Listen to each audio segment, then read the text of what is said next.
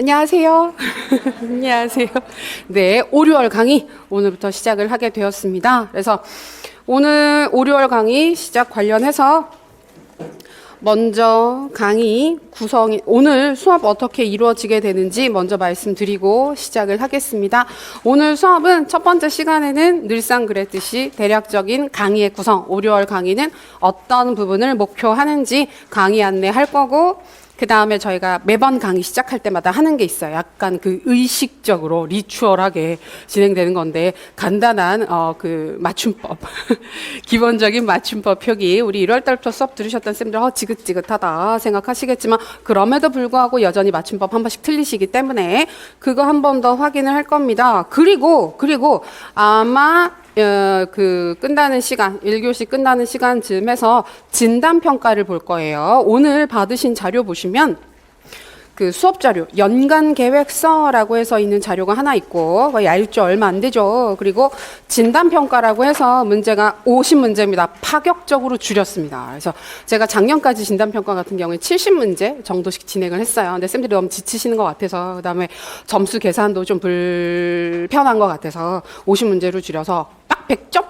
느낌으로 하나 2점씩 하게 되면 딱 100점 느낌으로 확 와닿기 때문에 큰일 났네? 이런 느낌도 좀 더 애매해요. 70개인데 70개 중에 그러니까 한 40개 이렇게 맞으면 사실 괜찮긴 해요. 그 정도는 괜찮긴 해요. 근데 좀 직관적으로 와닿지가 않은 부분이 있어서 50개로 줄였거든요. 그래서 진단평가를 보고 풀이를 할 거예요. 풀이를 할 거고, 그 다음에 저희 오늘 가지고 계신 본 교재 문제풀이 있습니다. 기특한 영역별 문제집이 있는데, 얘를 오늘 진도를 시작을 할 거예요. 진도를 시작을 할 건데, 문제가 되게 어렵지 않고 어려운 것도 있지만 재밌게 푸실 수 있을 겁니다. 그래서 그렇게 진행이 될 예정입니다.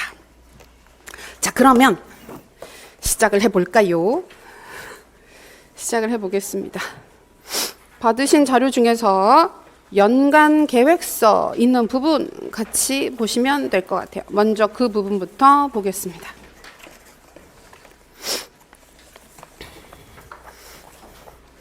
자료가 이것저것 받은 거랑 섞여가지고 저기다 밑에다 내려놨구나 혼자. 덜 꺼냈어요. 아직 분필을 안 꺼냈어요. 같이 보겠습니다. 자, 첫 번째 페이지 보시면 저희 5, 6월 강의의 특성, 기본적인 진행 방향들 정리가 되어 있습니다. 자, 5, 6월 강의. 5, 6월 강의는 기본적으로 거기 자료 있어요. 첫 번째 페이지 보시면 기출 기본 문제 반, 기출 기본 문제 풀인데 문제집 풀면서 진행을 하게 됩니다. 그래서 기출 문제와 그다음에 해당 영역의 가장 기본이 되는 사항을 중심으로 해서 영역별로 문제를 풀고 정리를 하는 반입니다. 그래서 기본적으로는 그 교재에 진도를 나간다, 문제집에 진도를 나간다고 생각을 하시면 돼요. 그래서 이제 문제풀이 반이기 때문에 아무래도 미리 문제를 풀어 오실 수가 있으면 가볍게 제가 말씀드리는 부분까지는 내일은 어디까지 한번 봐오세요, 다음 주는 어디까지 봐오세요라고 가이드를 드릴 거예요. 근데 오늘은 첫 시간이기 때문에 그게 어려웠죠. 그래서 오늘은 그냥 진행을 하지만, 그리고 그냥 진행해도 되는 부분이기 때문에 진행을 하지만, 내일부터는 가볍게 문제를 풀어오시면 좋겠습니다. 자, 기출의 범위는 중등, 그 다음에 초등 중에, 초등은 일부가 포함이 되어 있고요. 유초등 문제 중에서는 좀 의미 있는 문제 중심으로 해서 좀 포함을 시켰고, 그 객관식 기출 중에 저희가 2013학년도가 마지막 시험입니다. 객관식 기출은 2013학년도까지가 마지막 시험이라고 보시면 되는데, 그러니까 그때까지 진행되었었던 문제들을 그 주요 영역의 주요 사항들은 주로 모았어요. 주로 모았고, 후반부 한 5년분 같은 경우에 2013학년도를 기준으로 해서 한 5년분 정도는 문제를 가급적 다 포함시키는 방향으로, 행정 부분에서 너무 법과 관련된 부분들, 법 조항 같은 걸 달달 외워야 되는 사항들을 제외하고, 그다음에 역사 부분에서 지나치게 그 세밀한 부분들을 좀 제외하고 문제를 가능한 한 다 포함을 시켰고, 2005학년도까지 문제들 중에서는 좀 중요한 사항들 중심으로, 이건 의미가 있네, 이런 사항들 중심으로 추가를 한 문제입니다. 그래서 어지간한 객관식 기출 문제는 거의 다 보실 수 있고, 그다음에 교재 전반부를 보시게 되면 우리 논술시험 기출도 다 포함시켰어요. 그리고 영역별로 서술형 문제들을 보시면 5급 기출이 있어요. 근데 5급 기출이 뭐냐면 우리가 행정고시 있잖아요. 소위 말하는 행정고시가 5급 행정관 그 선발 시험인데 1차에서는 다른 일반적인 평가들을 보게 되는데 뭐 그 적성 평가라든지 이런 부분들을 보게 되는데 2차 시험에 가게 되면 직렬별로 서술형 시험을 보게 됩니다. 근데 교육 직렬 있잖아요. 5급 교육 직렬 같은 경우에는 교육학 서술형 시험을 봐요. 근데 객관식 때부터 해서 그러니까 서술형 시험이 아니라 객관식 때부터 5급에서 새롭게 나온 문제 같은 경우에는 그 다음에가 되면 중등 시험 쪽에 많이 반영이 돼요. 그리고 우리가 시험이 서술형 시험으로 바뀐 시점부터 해서는 우리 시험도 5급에 반영되기도 해요. 그래서 왔다 갔다 서로 왜냐하면 서술형 시험은 서로 참고할 게 없으니까 서로 약간씩 참고를 하면서 문제가 좀 출제가 되는 경향이 있고, 그 다음에 가장 최신의, 그러니까 논술 시험을 제외하면, 우리 논술 시험을 제외를 하면 가장 최신 서술형 기출이라고 보시면 돼요. 그래서 교육부 쪽에서 최근에 교육 관련된 어떤 부분들에 가장 관심이 있는지를 트렌디하게 확인할 수 있는 문제들이기 때문에 5급 기출을 봅니다. 근데 5급 기출은 난이도가 정말 천차만별이에요. 되게 어려운 문제들도 있고 정말 쉬운 문제들도 있고, 근데 최근 시험 문제들은 좀 어렵게 출제되는 경향이 있어요. 그래서 혼자 풀어보신다 그러면 되게 막막하고 별 의미도 없고, 그다음에 너무 디테일하게 봐야 되는 사항들도 있기 때문에 방향이 조금 애매해질 수 있어요. 그래서 그런 부분들은 제가 짚어드릴 테니까 그런 수준에서 확인하시면 됩니다. 근데 어찌되었건 되게 지금 최근에 관심 있는 부분들을 되게 밀접하게 볼 수 있는 부분들이에요. 그래서 결국은 이제 우리가 작년 시험 같은 경우에도 보면, 그러니까 디테일하게 물어보는 항목들이 있긴 있지만 전체적으로 출제 방향 자체는 그 시점의 교육부나 아니면 교육학계 쪽에서 관심 있어 하는 부분들을 연계해서 출제되는 항목들이 많기 때문에 그런 것들을 확인하는 용도로 저희가 5급 문제를 확인을 하게 됩니다. 그래서 영역별로 쭉 그런 순서대로 진행을 하게 돼요. 저희가 1, 2, 3, 4월까지는 개별적으로 짧은 글쓰기를 할 수 있는 주제들을 드렸어요. 그래서 주당 한두 개 정도씩은 쓰셨으면 좋겠다라고 가이드를 드렸었는데 5월 달부터는 그게 없습니다. 그럼 짧은 글쓰기를 안 해도 되느냐? 사실은 안 해도 돼요. 왜냐하면 모의고사를 2주에 하나씩 볼 거기 때문에. 2주에 하나씩 볼 거기 때문에 어떤 느낌이냐면, 모의고사 이번 주에 보잖아요. 그럼 다음 주나 그러니까 일정에 따라서 저희가 받는 방식에 따라 다르긴 하지만 다음 주에 총평 듣고 나면 그 다음 주에 또 봐요, 모의고사를. 그리고 다음 주에 또 보고 나서 그 다음 주에 또 보는 거예요. 그러니까 2주에 한 번씩이 굉장히 빠릅니다. 굉장히 빨리 훅훅 지나가는 거기 때문에 2주에 한 번씩 전체 실제 시험 형식으로 실전 모의고사를 계속 보시게 되기 때문에 따로 짧은 글쓰기를 크게 하지 않으셔도 무리가 없어요. 그런데 하고 싶잖아요. 그죠? 쌤들 하고 싶으시잖아요. 그래서 저희 문제집에 보면 영역별로 객관식 문제 말고 5급 문제나 아니면 서술형 문제들이 영역별로 있습니다. 그러면 그런 부분들을 읽어보시고 미리 예습을 하실 때 읽어보신 다음에 제일 만만한 거, 내가 쓰기가 제일 편할 것 같아 라고 생각되는 게 있으면 그거 하나 정도를 찍어서 짧게, 우리 이전에 짧은 글쓰기 하시던 느낌으로 한 개씩 그냥 교재에다가 바로 써보셔도 괜찮아요. 아니면 이전에 쓰시던 노트가 있으면 거기다 옮겨 쓰셔도 되긴 하는데 아마 대부분 다 그냥 자료에다가 바로 쓰셨을 거란 말이에요. 그래서 교재에다가 바로 쓰시면 공부한 느낌도 있고 나중에 넘겨보셨을 때 와, 이걸 내가 썼네? 이런 느낌도 있기 때문에 괜찮을 겁니다. 그래서 그런 느낌으로 진행을 하시면 될 것 같아요. 짧은 글쓰기 같은 경우에는.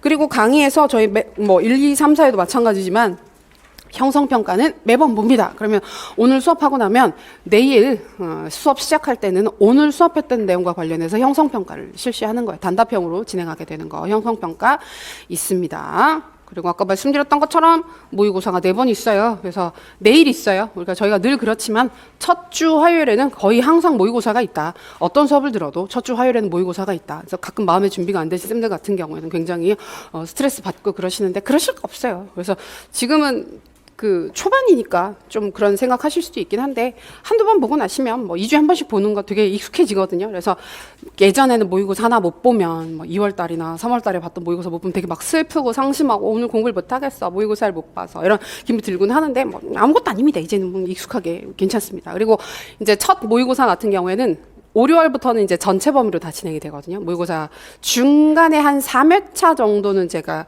그때 진도 나간 것까지 한번 본다, 이런 회차가 한 번 있긴 한데 그걸 제외하면 다 전체 범위라고 보시면 돼요. 그래서 그렇기 때문에 첫 번째 모의고사가 많이 부담스러우시다. 특히 5월달 시작하실 때 쌤들이 마음속에 있는 되게 비슷한 감정이 뭐냐면 내가 아직 이론 정리를 다 못한 것 같은데, 이론의 세부적인 사항들을 암기가 완전히 끝난 것 같지 않아서 난 항상 되게 부족한 사람인데 모의고사를 봐도 될까? 문제풀이를 해도 될까? 이런 염려가 준비자가 있으시단 말이에요. 근데 그럼 제가 맨날 말씀드리는 게 그 준비는 누구도 끝까지 되지 않는다. 그래서 10월 달이 돼도 비슷할 거다, 마음가짐 자체는. 그래서 그렇게 마음이 많이 부담스럽고 염려되시는 경우에는 미리 저한테 문자 주시면 제가 주제 영역들 알려드리지요.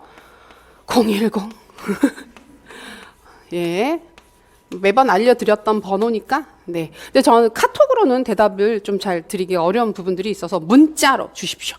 전화는 못하는 경우들이 많습니다. 그래서 문자로 주시면 제가 주제 영역들 알려드리겠습니다. 그래서 보통은 내일 모의고사를 보실 때 그래서 괜찮아 그냥 한번 보지 뭐 이런 마음으로 보시려고 생각은 하세요. 근데 오늘 진단평가 보고 나면 마음이 달라져요. 진단평을 보고 나면 나는 아직 준비가 안 된 것 같아. 이렇게 해서 다시 지금 벌써 네, 제가 오늘 오후에 저녁 때쯤에서 다 드리겠습니다. 그래서 요거 이렇게 진행이 되겠습니다. 네, 그 정도? 네, 그 정도예요. 그 정도입니다. 아까 상담 부분은 말씀드렸죠. 그리고 주 교재는 저희 문제집이에요. 문제집 가지고 진행을 할 예정입니다. 그리고 부교재가 요약노트라고 이전에 쓰던 서브노트를 조금 개정을 많이 했어요. 개정을 많이 해가지고 조금 더 심플하게, 그다음에 한 번에 좀 휘리릭 보시기 편한 자료를 만든 게 있거든요. 그래서 필요에 따라서 저희가 본 그 문제집을 풀다가 필요한 경우에는 이 자료를 같이 중간중간에 같이 보기는 할 거예요. 그래서 이게 수업 듣는데 꼭 필요하냐, 이 책 자체가 반드시 필수냐라고 많이 질문하시는데 저는 꼭 필수는 아니라고 생각합니다. 그래서 제가 수업을 하는데 그렇게 생각하지 않는다 그럼 애매하긴 한데, 이거 말고 선생님들이 더 보기 편한 자료가 있으시면 그거 보셔도 돼요. 그거 보셔도 돼요. 그래서 나는 기본서가 더 보기 편하더라. 근데 기본서가 두껍기는 하지만 저희가 지금 진도대로 수업을 나가기 때문에 상하권 정도는 확실히 구분이 될 수 있어요. 그래서 편하시면 기본서, 이론서 들고 다니시면서 병행해서 보셔도 되고, 나는 내가 정리한 자료가 있다. 내가 정리한 자료가 있어서 그거 보고 거기에다가 자료 추가해서 보는 게 더 좋을 것 같아. 그거 보셔도 돼요. 정말 이거는 진짜 보조 교재고, 제가 필요할 때마다 자료를 매번 드리면 쌤들 자료 많다고 힘들어 하셔서 그래서 이걸 그냥 추가로 보는 거기 때문에 쌤들이 필요하신 상황에 따라서 편하게 활용을 하시면 되겠습니다. 자, 대략적인 강의는 구성이 어떻게 진행되는지 짐작이 되시죠? 그리고 7, 8월 강의랑 5, 6월 강의가 어떻게 다르냐라는 질문 되게 많이 하시는데, 아마 7, 8월에 5급 기출 얘기가 있어서 둘 다 기출 강의 아니야? 이렇게 생각하실 수 있는데, 기출은 5, 6월이에요. 기출 문제를 푸는 건 기본적으로 5, 6월 강의고, 7, 8월은 기출이 아니라 예상 문제 중심으로 영역을 섞어서 그런 문제들을 주로 다룬단 말이에요. 근데 5급 기출 얘기가 들어가 있는 이유는 우리가 원래 5급 2차 시험을 6월 말에 봅니다. 6월 거의 마지막 주쯤 해가지고 봐요. 그러면 딱 6월 마지막 주, 7월 첫째 주에 그 해 5급 2차 문제가 나와요. 그러면 그걸 7, 8월에 늘 봐왔어요. 주당 한두 개씩 해가지고 쭉 봐왔는데 올해는 시험이 연기가 됐어요.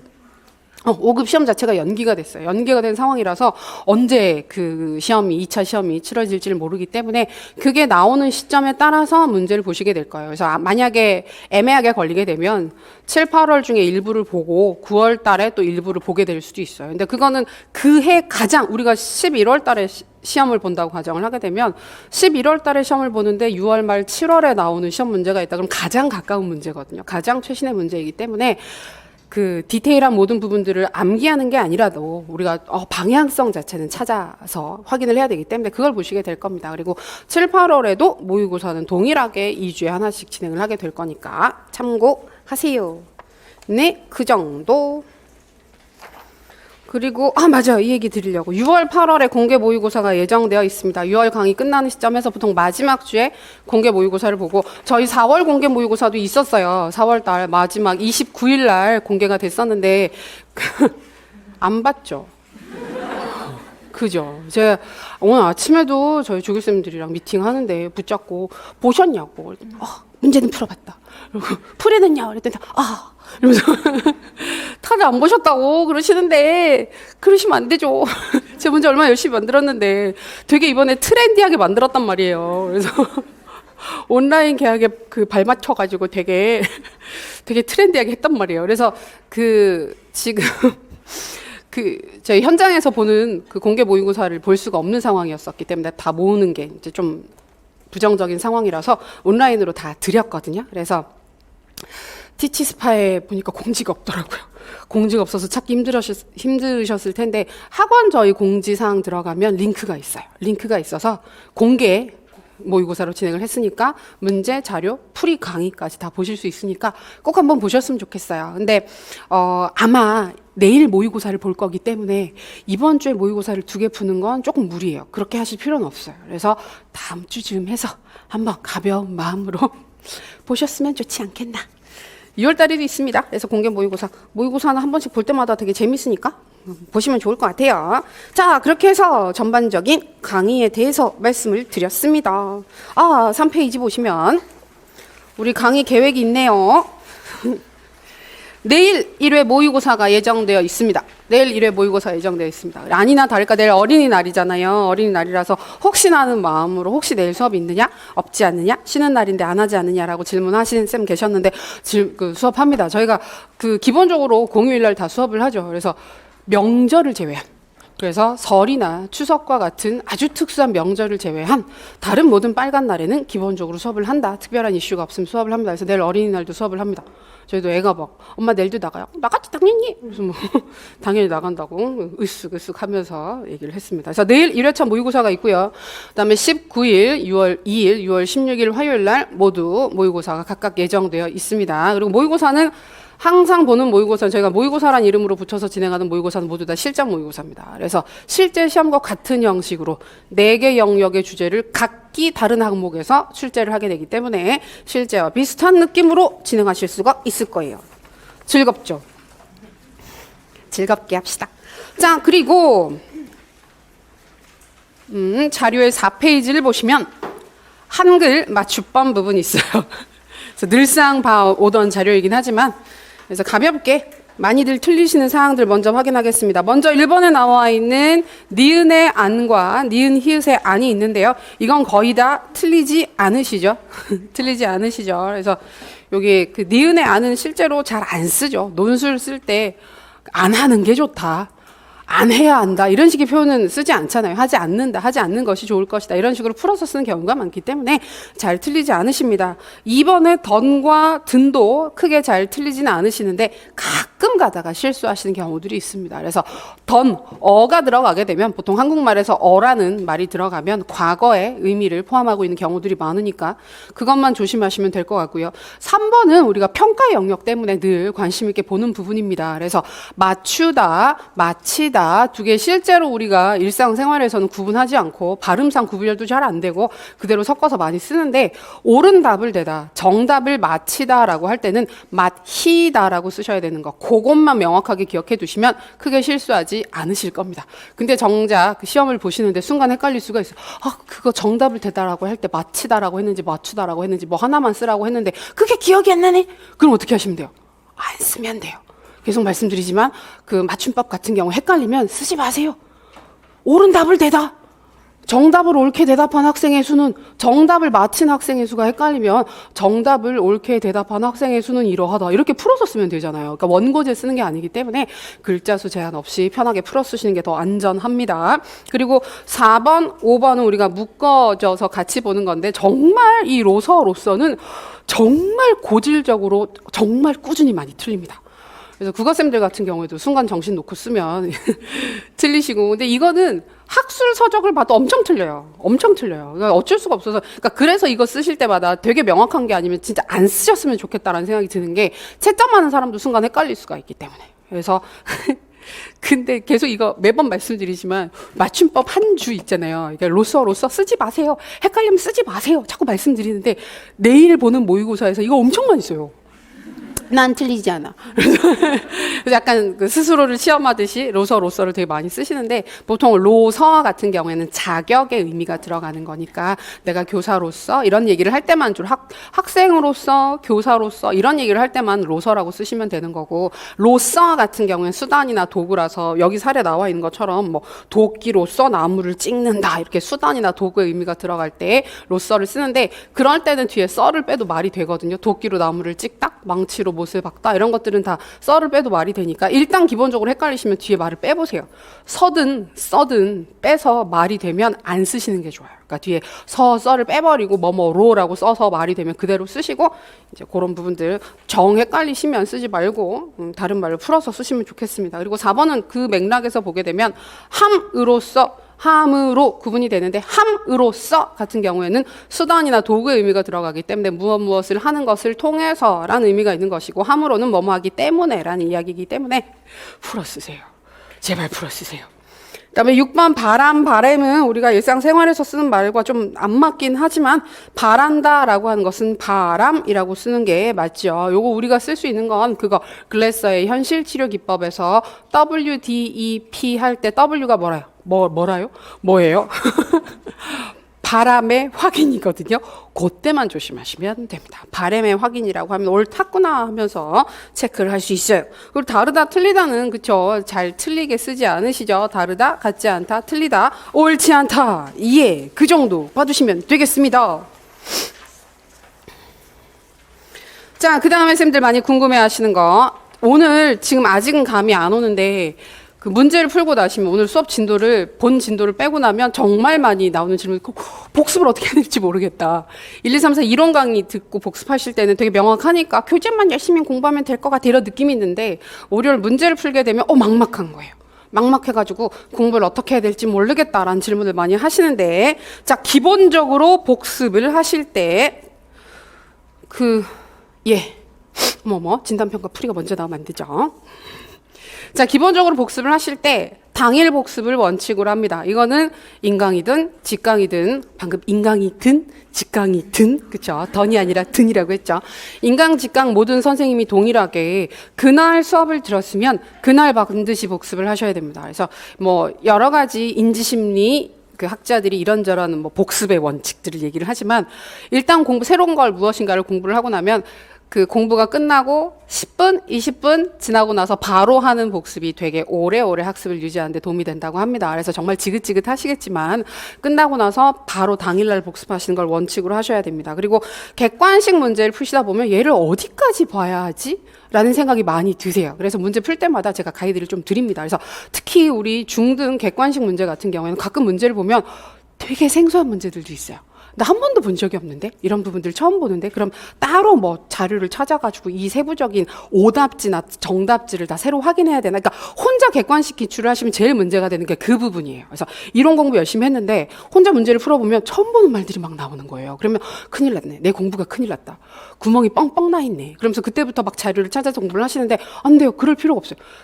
우리가 객관식 시험이랑 우리 시험이랑은 애초에 출제되는 방향 자체도 다르고 객관식은 보기가 있잖아요. 보기가 있으니까 모든 것들을 다 그대로 인출하지 않아도 된다라는 걸 전제로 문제를 만드는 거거든요. 그렇기 때문에 애초에 훨씬 더 디테일해요.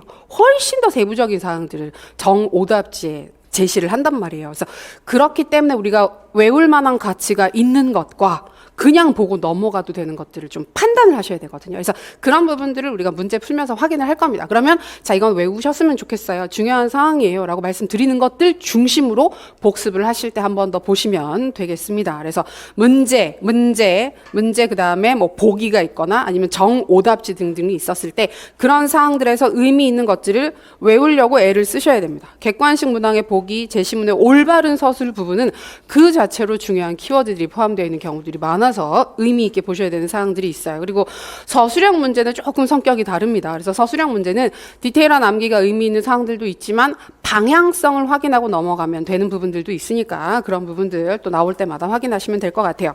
자, 그리고 1, 2, 3, 4 이론 공부를 열심히 하셨던 쌤들 같은 경우에는 5, 6월 달 지금 수업 듣고 복습을 해보시면 복습 시간 자체가 확 줄어드는 느낌을 받으실 수도 있고 안 받으실 수도 있어요.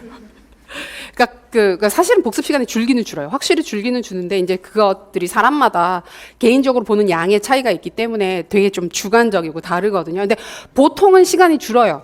공부 양 자체가 확 주는 건 확실히 맞으니까. 근데 그렇게 되면 많이들 또 방황을 하세요. 뭘 하지?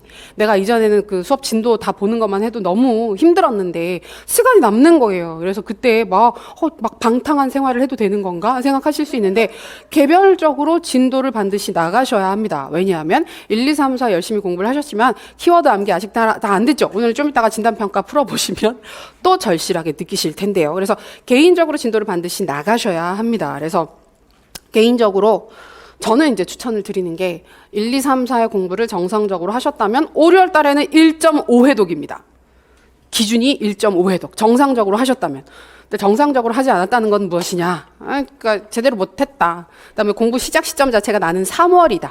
3월이다라고 생각하시는 분들이 1.5회독까지 안 가도 돼요. 그냥 1회독만 하셔도 돼요. 근데 1.5회독을 할 때 그냥 한 번 반을 보는 게 아니라 주요 영역 우리가 맨날 강조하는 행정, 그다음에 교육 과정, 그다음에 교육 평가, 그다음에 교수 이론 및 공학 있죠. 작년 시험에는 평가가 빠지고 그 교수 이론 쪽과 교수 이론 및 공학 쪽이 출제가 됐었기 때문에 그 사항들을 우선적으로 한 번 더 확인을 하고 요 영역을 한 번 더 확인을 하시고 추가적으로 전체 진도를 한 번 빼신다라는 기분으로 진행을 하셨으면 좋겠어요. 그래서 여기를 먼저 보세요. 1, 2, 3, 4의 공부를 열심히 하셨던 쌤은 시작하는 시점에 행정 보시고 과정 보시고 교수 이론 및 공학을 보시고 그다음에 평가를 보신 다음에 처음부터 다시 한번 빠르게 진도를 뽐 빼는 거. 요 진도대로 나가시면 되고 아니다. 난 3월부터 시작을 해서 아직 좀 준비가 덜 됐다 하시는 분들 같은 경우에는 그냥 전체 진도를 순차적으로 한 번 돌리는 걸. 그러면 강의 진도 맞춰서 진행하시면서 하시면 돼요. 그래서 그 진도에 맞춰서 1회독을 하는 거. 1회독을 한다는 건 무엇일까? 키워드를 외우라는 이야기입니다. 그냥 한번 본다는 얘기가 아니라 1, 2, 3, 4월 달에 외웠어야 했는데 시간이 지나서 까먹었던 사항들, 다 외우지 못했던 사항들을 한 번 정도 더 보시면서 암기를 진행하시면 되겠습니다.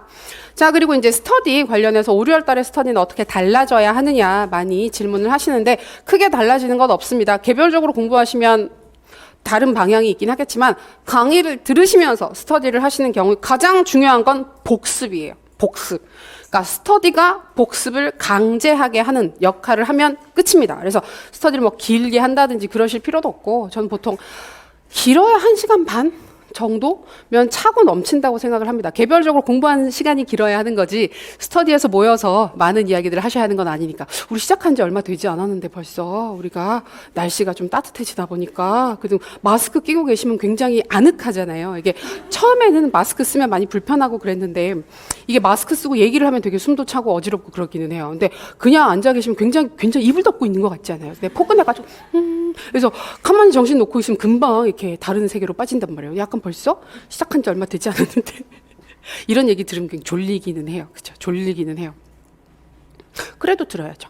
그래서 스터디 같은 경우에 복습을 강제할 수 있는 용도로 진행하시면 됩니다. 그래서 2가지 하시면 되는데요. 문제 진도 나가는 부분에서 외웠어야 하는 키워드들을 바로 같이 확인하시는 거. 그래서 그 다음에 개별적으로 진도 나가는 거 스터디 같이 하시는 경우에는 그 진도 나갈 정도를 같이 정하세요. 같이 정하셔가지고 거기에 맞춰서 인출 연습하시는 거. 어디서부터 어디까지 봐옵시다. 그러고 나서 문제를 뭐 5개를 만들어 온다든지 10개를 만들어 온다든지. 그러니까 제일 좋은 건 아직도 형성평가 형식으로 문제 만들어 오는 게 좋아요. 정답이 명확한 거. 활용 방안을 쓰세요. 이런 거 안 물어봤으면 좋겠어요. 이런 건 아직까지는 아니에요. 그리고 스터디에서 이런 부분들을 문제를 출제를 하게 되면 그냥 그 서로 얘기를 되게 오래 하게 돼요. 그래서 얘기를 오래 해서 깊은 수준으로 학습을 하는 건 좋은데 답이 없는 이야기를 가지고 서로 오래 이야기를 하는 건 시험 준비할 때 그렇게 좋은 공부 방식은 아니거든요. 그래서 정답이 명확하게 있는 사항들을 중심으로 형성평가 문제를 만들어 와서 푸시던지 아니면 구두 인출하셔도 괜찮습니다. 빠르게 진행되시는 경우에는 구두 인출하셔도 괜찮아요. 공부가 충실히 되신 경우에는 구두 인출 형식으로 진행하셔도 괜찮습니다. 그리고 또 많이들 질문 나오는 게 자, 1, 2, 3, 4월에는 보통 월화 중심으로 공부를 하고 다른 날은 전공을 했으면 좋겠다고 말씀드렸었는데 이제 공부 진행 상황에 따라서 다 조금씩 다르긴 하지만 그 좀 분산해서 공부를 해도 되느냐라는 질문을 많이 하십니다. 오늘 진단평가 보고 나서 말씀드리겠습니다. 그래서 진단평가 결과에 따라서 쌤들 결과에 따라서 분산해도 되는 시점 그 정도 아직은 아니다 라는 부분들 그 부분들이 좀 갈릴 수 있으니까 진단평가를 보고 나서 확인하시면 될 것 같아요. 네, 그러합니다. 자, 강의가 어떻게 진행되는지 대략적으로 확인을 하셨으리라 생각을 합니다. 기타 궁금하신 사항들이 있으시면 그런 사항들은 중간중간에 저한테 확인하셔도 될 것 같아요. 자, 이렇게 해서 저희가 수업 안내는 끝났고 자, 그럼 지금부터 무엇을 하느냐? 진단평가를 볼 겁니다. 문제지 준비하세요. 진단평가 문제지. 요거 있죠? 5, 6월 진단평가 문제지. 자, 지금부터 일단 시간을 25분 드리겠습니다. 그래서 지금부터 시작해서 30분까지 보시면 되는데 문제는 50문제거든요. 50문제인데 조금 빡빡할 겁니다. 그래서 최대한 빠르게 써보시고 만약에 다 못하시면 제가 5분을 더 드리긴 할 거예요. 그래서 지금 좀 편안한 마음으로 빠르게 다 쓰실 수 있도록 열심히 긴박하게 푸시면 좋겠어요. 자, 인강 듣는 선생님들도 25분에서 30분 정도 시간 재서 진행하십시오. 자, 시작하세요. 자, 교재. 우리 문제집, 기특한 문제집 같이 보겠습니다. 자, 이 문제집 구성 자체가 전반부가 논술 기출 문제입니다. 논술 기출 문제라서 2020학년도 문제부터 있는데, 자, 논술을 제일 마지막에 봅니다. 논술 기출을 제일 마지막에 보고 영역별로 객관식 서술형 기출 문제를 먼저 보고, 논술은 왜냐하면 다 섞여 있는 영역이기 때문에 초반부에 안 보고 후반부에 좀 더 시간을 들여서 재미있게 보도록 하겠습니다. 재미가 있을까요? 그래서 어디부터 보시느냐? 우리 교재 영역별 문제 풀이 55페이지입니다. 55페이지. 우리가 오늘 생각보다 많이 나갈 거예요. 생각보다 많이 나갈 거예요. 그리고 객관식은 문제 풀어보시면 되게 재밌어요. 우리 시험이 객관식으로 나온다면 진짜 편하겠구나라는 느낌을 객관식 문제 풀어보시면, 그러니까 디테일한 사항이 있음에도 불구하고 훨씬 더 편하다는 걸 많이 느끼시긴 하실 텐데, 우리는 이제 문제를 풀면서 그런 부분들을 순차적으로 확인을 하겠습니다. 자, 55페이지. 오늘은 미리 문제를 풀어오지 않으셨기 때문에 제가 조금 더 시간을 들여서 보긴 할 텐데요. 앞으로는 제가 다음번 시간에 어느 정도까지 풀어오세요라고 대략 말씀을 드릴 거예요. 그러면 객관식 문제는 막 문제를 꼼꼼하게 푼다기보다는 문제를 한번 읽어보시는 느낌 사실은. 그래서 아마 이걸 것 같아요. 그래서 일부러 제가 답을 밑에 바로 드려요. 그러니까 이게 객관식 문제를 푸는 것 자체가 의미가 있으면 답을 따로 드렸을 거예요. 그냥 풀어보라고. 근데 그러지 않고 바로 밑에 답을 드리는 이유는 답을 찾는 게 그렇게까지 의미가 있지 않기 때문입니다. 그래서 아, 이런 내용들이 이런 포인트로 강조가 되는구나. 이런 이론에서 이런 걸 찾으라고 할 때는 이런 키워드들을 제시를 하는구나. 그것 자체가 의미 있는 것이기 때문에 한 번씩, 그러니까 풀어는 보시되 안 풀린다고 해서 큰일 났네 염려하실 게 없다는 얘기예요. 그래서 답을 보시고 아, 이런 맥락이구나. 이렇게 확인하고 오셔도 괜찮습니다. 자, 그러면 우리 1번 문제부터 볼까요? 교육의 이해 부분입니다. 교육의 이해 부분. 객관식 문제로 보면 생각보다 좀 많이 나왔는데 우리 시험에서 의미 있는 사항들이 그렇게 많지는 않기 때문에 그런 거 관련되는 사항들 중심으로 발췌를 한 거예요.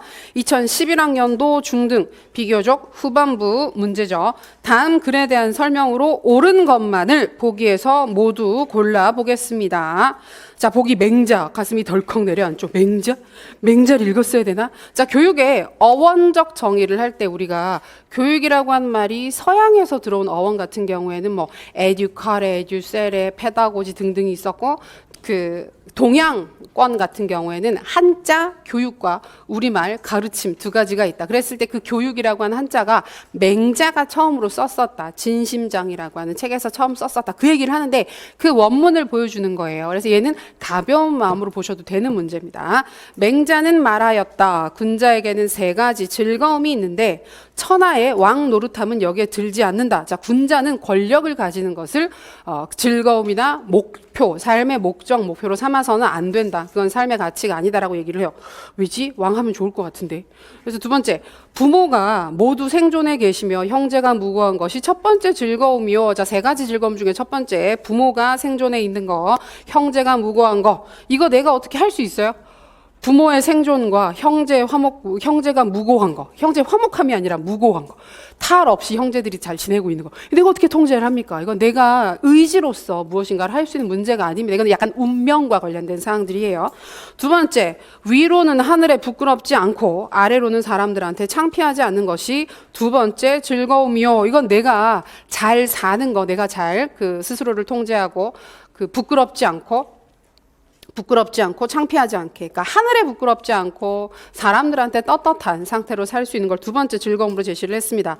이제 세 번째가 천하의 영재를 얻어 교육하는 것이 세 번째 즐거움이다. 여기에서 교육이란 말이 나왔다고 보는 겁니다. 그래서 천하의 영재를 얻어서 내가 삶을 잘 살고 나면 마지막에는 영재를 얻어서 똑똑한 아이들을 가르치는 게 큰 즐거움이다. 학문을, 지식을 나누는 활동을 하는 것 자체가 큰 즐거움이다라고 제시를 했어요. 그래서 군자에게는 세 가지 즐거움이 있는데 천하의 왕 노릇함은 여기에 들지 않는데, 앞에 시작했을 때 했던 말을 다시 반복하면서 강조를 하는 거죠. 왕이 중요한 게 아니야. 이 세 가지가 중요한 거야. 그래서 맹자, 진심장 또는 진심장 구성이라고 하는 부분에서 이게 나왔다고 합니다. 그러니까 이거는 우리가 그 교육이라는 어원이 여기에서 나온 거구나. 원문을 한번 확인하는 게 의미가 있는 것이에요. 자, 그럼 보기에 있는 부분들을 확인하겠습니다. 교육이라는 단어는 사서 오경 중 이 글에서 처음 나타난다. 그렇다고 합니다. 처음 나타났습니다. 좋아. 그다음에 두 번째, 첫 번째 즐거움은 나의 의지를 통해 천명을 극복할 때 얻어질 수 있다. 극복이 안 되죠. 이건 내 의지를 가지고 해결할 수 있는 문제가 아닙니다. 그래서 니은은 틀렸어요. 디귿 두 번째 즐거움은 군자로서 솔성의 삶을 살아가는 도덕적 떳떳함을 뜻한다. 나의 본성에 따라서 살아가는데 그게 하늘에 부끄럽지도 않고 다른 사람들 앞에 창피함이 없는 삶이기 때문에 맞습니다. 그다음에 세 번째 즐거움은 만남과 교학상장을 통해 얻어지는 행복감이다. 자, 이 문제에서 의미 있는 사항은 리을입니다. 리을.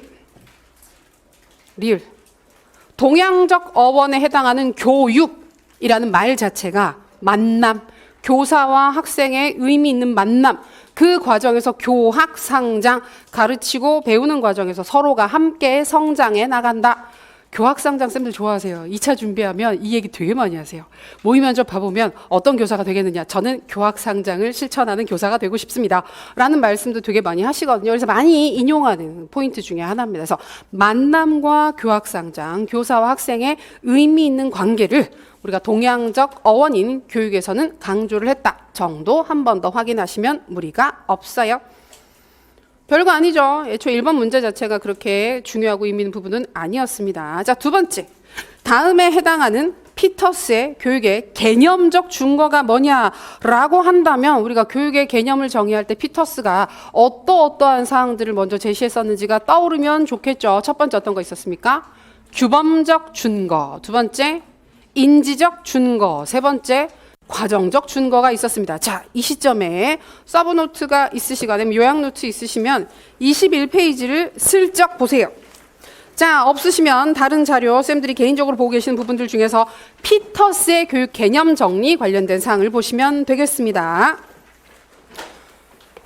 저희 요약 노트를 보시면 21페이지에 2번 피터스의 정의가 나와 있어요.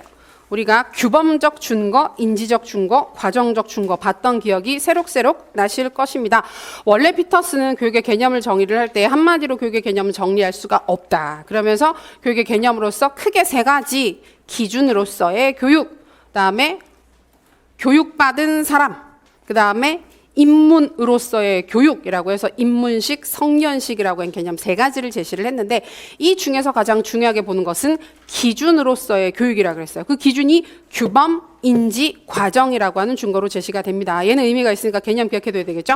규범적 준거의 포인트는 뭐였습니까? 내재적 목적을 추구해야 된다. 어떤 것의 수단이나 도구가 아니라 그 자체로 의미와 가치가 있는 내재적 목적을 추구해야 한다. 규범적 준거 그 세부 항목들 확인하시고 인지적 준거 내재적 목적으로 내재적 목적을 오타가 바로 나왔는데 큰일 났네. 본다고 봤는데 조금씩 있어야 돼. 내재적 목적을 교육 내용으로 구체화한 것입니다. 내재적 목적을 교육 내용으로 구체화했다. 그래서 내재적 목적을 추구하는 교육 내용이 무엇일까? 그럼 그것이 인지적 준거에 해당하는 거였어요. 구체적인 사례로 우리가 잘 알고 있는 게 피터스와 허스트가 제시했었던 뭐였습니까?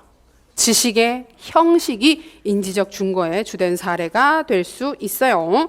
그리고 교육과 훈련을 인지적 준거 얘기할 때 많이 비교를 합니다. 교육은 그러한 내재적 준거를 모두 다 가지고 있는, 그래서 인간 삶의 전인적인 부분의 변화라든지 아니면 세상을 바라보는 관점의 변화라든지 이런 부분들을 같이 얘기를 하는 거고, 훈련은 그런 전인적 변화가 유발되지 않는다 그랬죠. 특정한 기술이나 기능을 습득하는 것에 그친다라고 해서 전면적인 변화, 관점의 변화 이런 것들이 안 나타난다고 얘기를 했었어요. 그래서 그걸 가지고 인지적 증거의 유무를 판단할 수 있다고도 했고, 마지막 과정적 증거, 이거는 방법의 이슈였었죠. 도덕적으로 온당한 방법으로 학생들을 가르쳐야 한다. 온당한 방법의 기준이 뭐였어요? 뭐가 있어야 된다?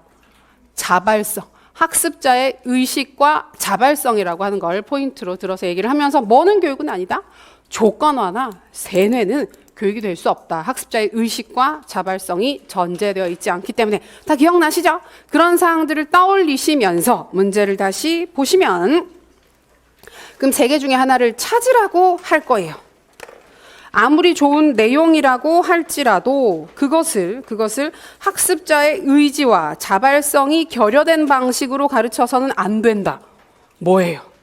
과정적 증거죠. 저희가 방금 봤던 거. 방법의 이슈는 과정적 증거랑 연관된다 그랬습니다. 그래서 조건화나 세뇌는 교육이라고 부를 수가 없다. 과정적 증거, 도덕적으로 온당한 방법이라는 걸 확인할 수 있었어요. 그러면 이 시점에 쌤들이 복습을 하실 때 어떤 방식으로 복습을 하시면 좋으냐. 객관식 기출 공부 방법을 지금 2번 문제 같은 경우에 피터스의 교육의 개념적 증거 이런 걸 봤잖아요. 그러면 여기서 키워드가 될 수 있는 게 쌤들이 복습하실 때 뭐가 좋냐면 형광펜을 하나 딱 좀 이렇게 보기 편한 형광펜, 지나치게 눈에 확 들어오는 거 말고 요새는 왜 부드러운 색깔로 나온 형광펜들도 많잖아요. 그럼 형광펜 하나를 드시고 2번 문제를 보시면 피터스 교육의 개념적 증거를 하이라이트를 하시면 돼요. 하이라이트를 하시고 한번 해보세요. 그다음에 제시문 박스 안에 보면 학습자의 의지와 자발성 이라는 게 키워드가 될 수 있어요. 조건화 세뇌는 교육이 아님, 교육이라 부를 수 없다까지 체크를 하시고 답이 과정적 증거였었잖아요. 그럼 과정적 증거를 하이라이트를 하시는 거예요. 그럼 이 문제에서 우리가 확인할 수 있는 키워드가 피터스가 얘기했었던 여러 가지 증거들 중에서 과정적 증거의 포인트가 되는 것은 학습자의 의식과 자발성, 의지와 자발성 이런 부분들을 한 번 더 문제를 통해서 정리를 하실 수 있는 거예요. 그래서 요건 좀 이따 나오는 문제이긴 한데 쌤들이 보실 때 예를 들어서 평생교육의 중요성이 강조되는 사회적 배경으로 적절한 걸 물어보면 쉬운데 적절하지 않은 걸 물어보는 문제들이 가끔 있어요. 그럼 이 문제를 다 공부를 하고 푸시고 나면 어떤 식으로 하이라이트를 해야 되냐면 평생교육의 중요성, 사회적 배경 하이라이트 하시고 답이 3번이면 나머지는 다 맞는 서술이에요. 얘는 틀린 말이지만 나머지는 다 맞는 말이고 중요 키워드가 들어가 있는 문장이 되는 거예요. 그러면 지식과 정보 폭발적 증가, 하이라이트. 그다음에 지식의 생성, 소멸 주기 짧아.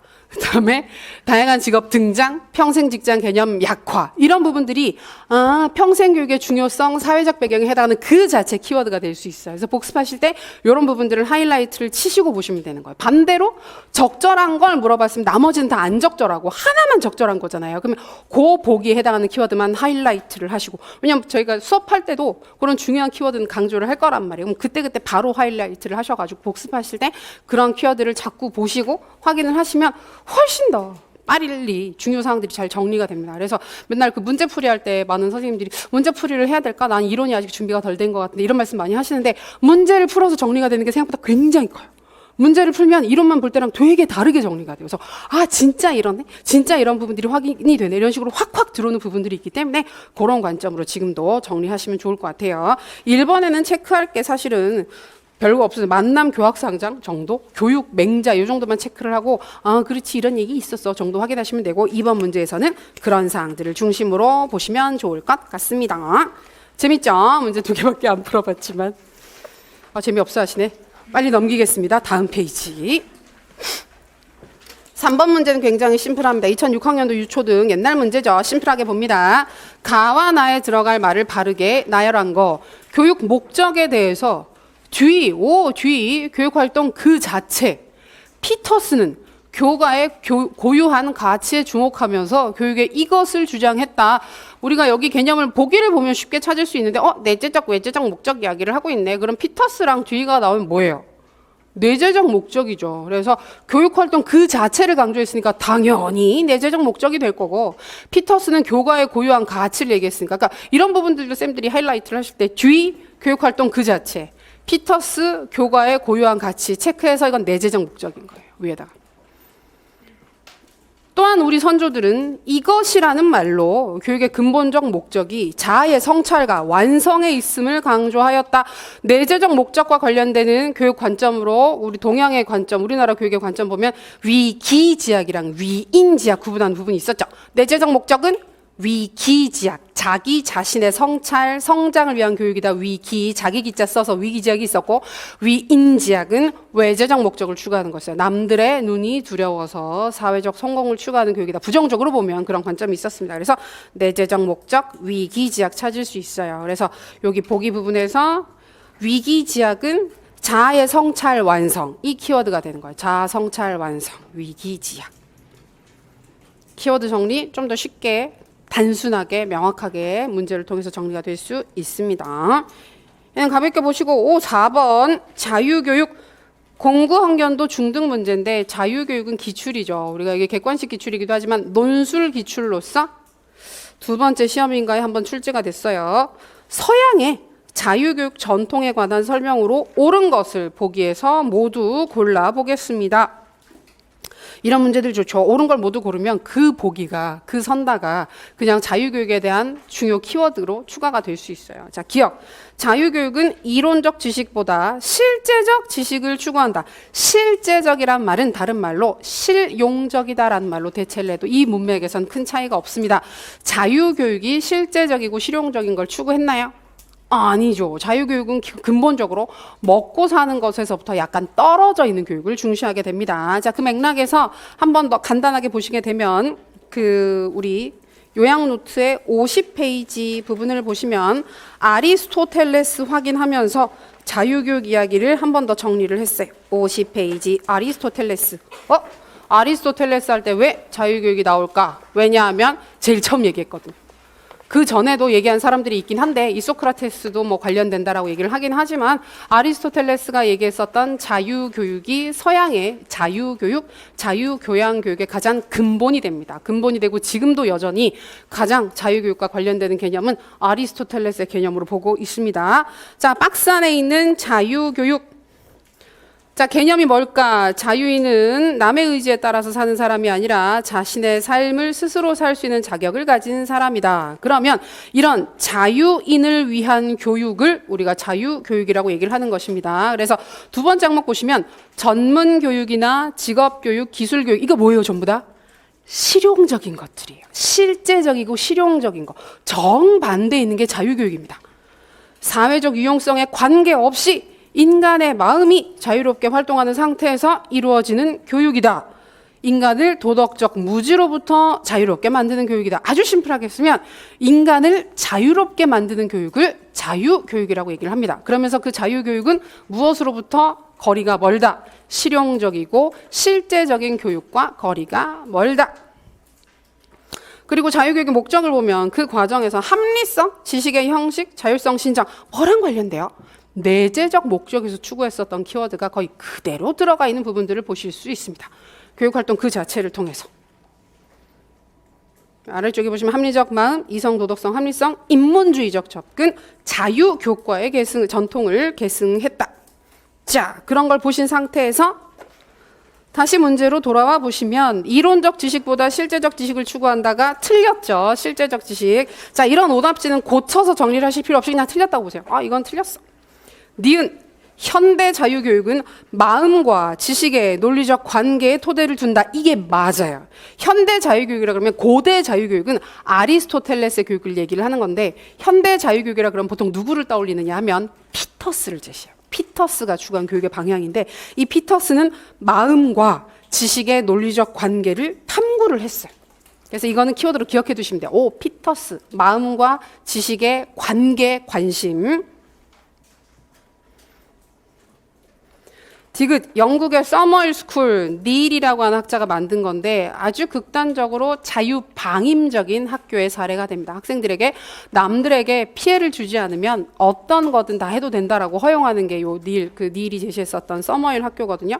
우리가 이거 인본주의적 교육할 때 아마 그리고 대안교육 얘기를 했었을 때 사례로 보신 적이 있으실 거예요. 이 서머힐 스쿨이 자유교육의 이상을 실현할 목적으로 설립되었다라고 하면 얼핏 맞는 것 같은데 자유교육은 아이들이 하고 싶은 대로 하게 내버려 두는 걸 자유교육이라고 하지 않습니다. 자유롭게 하는 게 아니라 인간을 근본적으로 자유롭게 만드는 건데 그 과정에 있어서 중요한 교과들은 전통적으로 같이 있었던 교과들이기 때문에 아이들이 절대 듣고 앉아 있지 않을 교과들이에요. 그래서 이게 되게 반대되는 개념입니다. 일치하지 않습니다. 그래서 여기는 닐의 서머힐 학교 같은 경우에는 자유교육이 아니라 학생 중심적인 그다음에 자유방임적인 대안학교 사례로 보시면 돼요.